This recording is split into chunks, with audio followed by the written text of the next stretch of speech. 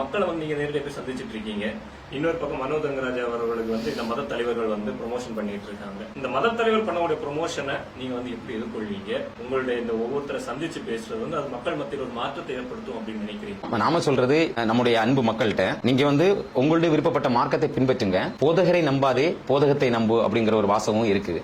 அப்ப அந்த அடிப்படையில் இந்த போதகர்களை இவர்கள் விலை கொடுத்து வாங்குகிறார்கள். இந்த அரசியல்வாதிகள், இந்த போலி அரசியல்வாதிகள், இந்த சமூக விரோத அரசியல்வாதிகள் இந்த மத போதகர்களை அவர்கள் கைக்குள்ள எடுத்துறாங்க. அதிலிருந்து நம்ம மக்கள் விடுபட வேண்டும். நம்ம மக்கள் அத்தனை பேர் சிந்திக்க வேண்டும். சிந்தித்து யதார்த்தம் எது நமக்கு தேவை, எது அடுத்த தலைமுறை வாழ்வியல் சார்ந்த அரசியல். ஏன் அரசியல் பேசுறோம் அப்படின்னா, எல்லா விடயங்களையும் தீர்மானிக்கக்கூடியது அரசு. அந்த அரசை தீர்மானிக்கக்கூடியது ஒரு அரசியல். அந்த அரசியலை தீர்மானிக்கக்கூடியது கட்சிகள். அதுல எது சிறந்த கொள்கை உள்ளது, எது சிறந்த தத்துவத்தோடு நகருது, எது உண்மையாக நேர்மையாக இருக்கிறாங்க, இது அனைத்தையும் பார்த்துதான் நம்ம மக்கள் முடிவெடுக்க வேண்டும். வெறும் இவர் நம்மளுடைய மதத்தை சார்ந்தவர் இல்லைன்னா நம்மளுடைய சாதியை சார்ந்தவர் அப்படிங்கிற அடிப்படையில் முடிவெடுக்கக்கூடியது மக்களுக்கு பலன் தராது, ஒருபோதும் பலன் தராது. இந்த சமூகம் அடுத்த கட்டத்துக்கு முன்னேறவும் செய்யாது. அப்போ சாதி கடந்து, மதம் கடந்து நம்ம மக்கள் மகனுக்காகவும் மக்களுக்காகவும் உண்மையான தத்துவத்தை, சரியான தத்துவத்தை நேர்மையாக எடுத்து வைக்கக்கூடியது யாரு அப்படிங்கறத மக்கள் உணர வேண்டும்.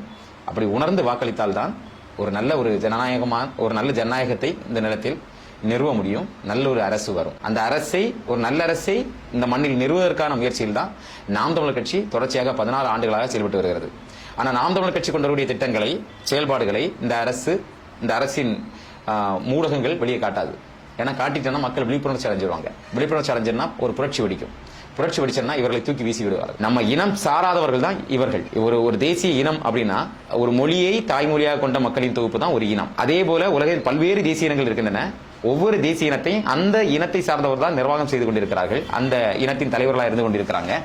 ஆனால் துரதிருஷ்டவசமாக தமிழர்களுக்கு மட்டும் தமிழர் அல்லாத ஒருவர் தமிழர்களுக்கு தலைவராக இருந்து கொண்டிருக்கிறார். குறிப்பாக நான் சொல்றது, இப்போ இருக்கக்கூடிய அரசியல் இருக்கக்கூடிய ஸ்டாலின் அவர்களும் ஒரு தெலுங்கர் தான். அப்போ ஒரு தெலுங்கர் தமிழகத்தை ஆண்டால் அவர் என்ன பார்வையில பார்ப்பாரு அப்படின்னா, தமிழகத்திலிருந்து என்னென்ன வளங்களை அவர் கையாடல் செய்யலாம் அப்படிங்கிற நோக்கத்துல தான் அவங்க இயங்கிட்டு இருக்காங்க. அப்படி இயங்கும் போது இந்த மக்களுக்கு நன்மை செய்யற மாதிரி ஒரு பாசாங்கு, ஒரு நடிப்பு, வெறும் விளம்பர அரசியலை இவர்கள் கொண்டு சேர்த்து கொண்டு இருக்கிறார்கள். அதை மாற்ற வேண்டும். அது செயல் அரசியலாக மாற வேண்டும். மக்கள் நலன் சார்ந்து இயங்கக்கூடிய அரசியலாக மாற வேண்டும். அப்படி மக்கள் நலன் சார்ந்தனா உங்களுடைய வீட்டை நீங்கள் நிர்வாகம் செய்வதுதான் சரியாக இருக்கும். அதே போல நமது நாட்டை நாமே நிர்வாகம் செய்வது மட்டும்தான் நமக்கு செய்வதாக இருக்கும். நம் வாக்கு நம்மை ஆளவா, நம் வாக்கு நாமே ஆளவா? இன்னொருத்தர் நம்மை ஆள்றதுக்காக நம்மளோட வாக்கு செலுத்தணுமா, இல்லை நம்மை ஆள்வதற்காக நாமே வாக்கு செலுத்தணுமா? இதான் எங்களுடைய கேள்வி. இப்ப இவங்க ஆண்டு நம்ம அதன் கீழ் இருந்தோம் அப்படின்னா நம்ம அடிமை.